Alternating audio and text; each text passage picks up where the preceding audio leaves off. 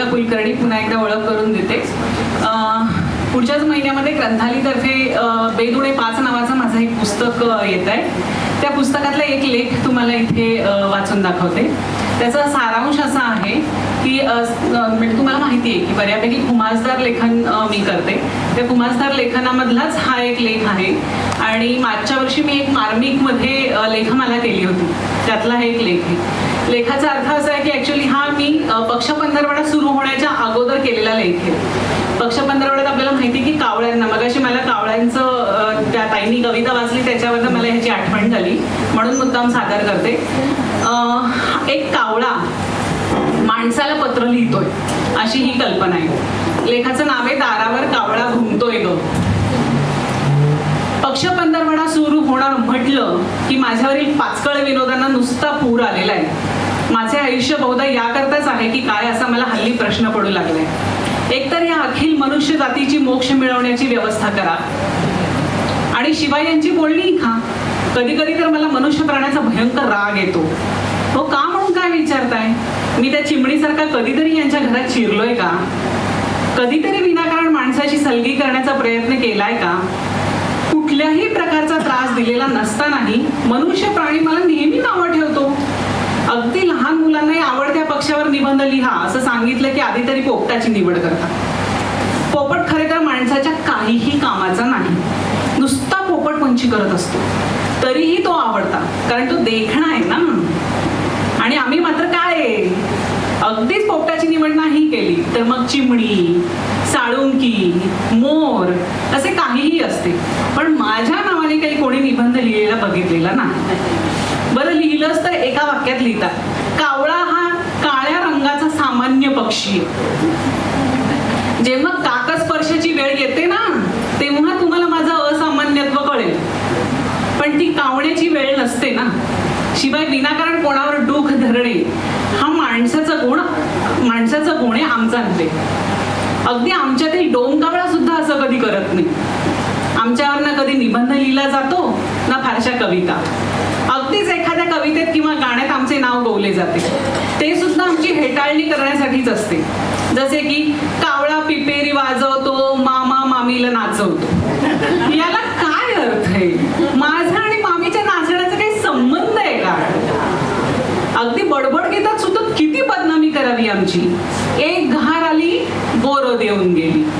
या कवितेत सगळे पक्षी येऊन बाळाला काहीतरी देऊन जातात आणि शेवटची ओळ काय?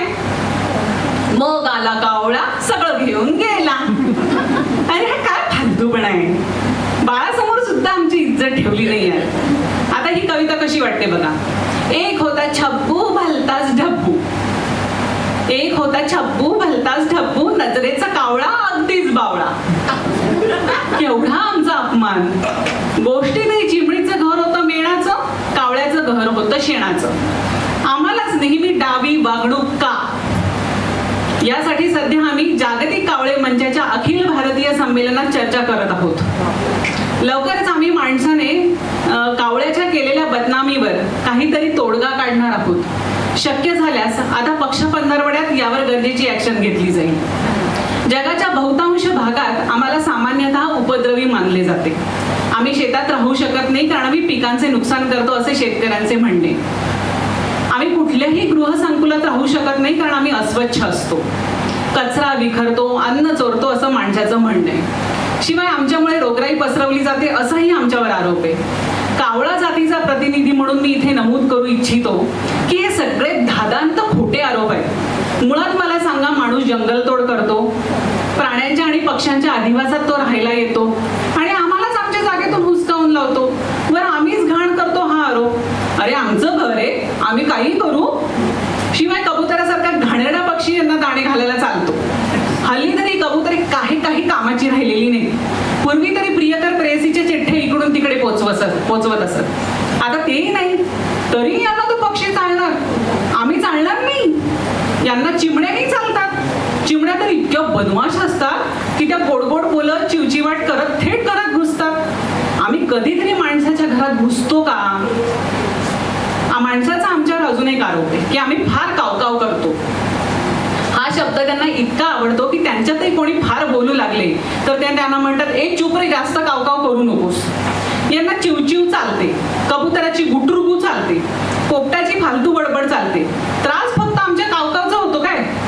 आता हे काय आमची बोलणी थांबवून आमच्या पक्षी स्वातंत्र्यावर गदा आणणार आहेत का? बऱ्याच बडबड गीतात ही चिमणी आमच्या जोडीला बसवलेली आहे. एक घास काऊचा, एक घास चिवचा, आणि एवढे म्हणून घास खातं कोण? तर यांचा बाळ. चिवचिव ये, कावकाव ये, सगळीकडे कशाला ही चिमणी बरोबर हवी आमच्या? तुम्हाला कल्पना नाही, ही चिमणी एवढी स्वार्थी आहे. एकदा पावसात मी तिची मदत मागायला गेलं तर तिने केली नाही हो मदत. काय तर म्हणे बाळाला न्हाऊ घालू दे, बाळाला तीट लावू दे, असं काहीतरी बहाणे करत बसली. बॉलिवूडच्या गीतात देखील आम्हाला असंच हीनपणाने वागवलेलं आहे. आता बघा, छत पर काला कौवा बैठा, काय काय करता रहता, सबसे कहता आते जाते, झूठ बोले कौवा काटे.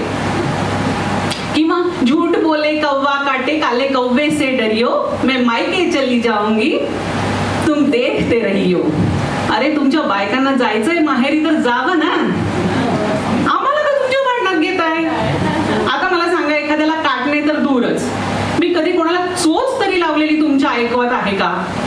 मग का माझ्या नावाने तुम्ही सगळ्यांना घाबरवता?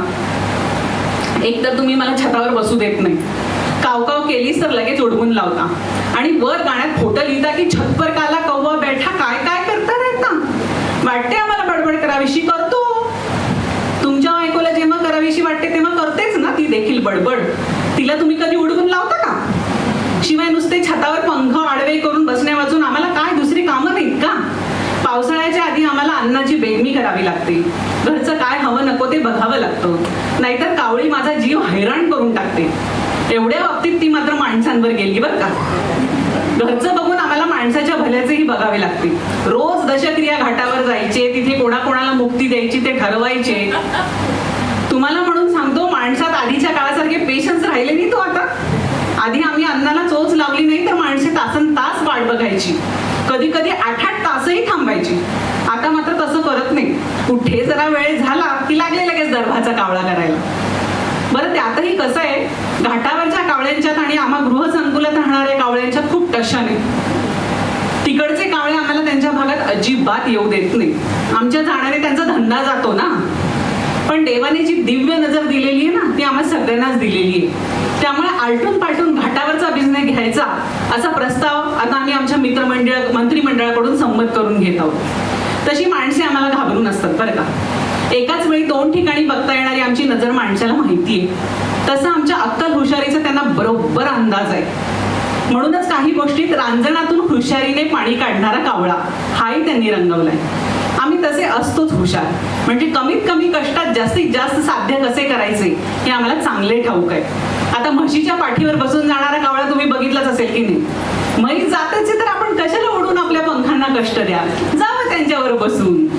तसे आमच्याबद्दल माणसाने काही चांगले शकूनही सांगितले, जसे की आम्ही चोचीत चारा घेऊन उडत असू तर तो माणसासाठी शुभ शकून आहे.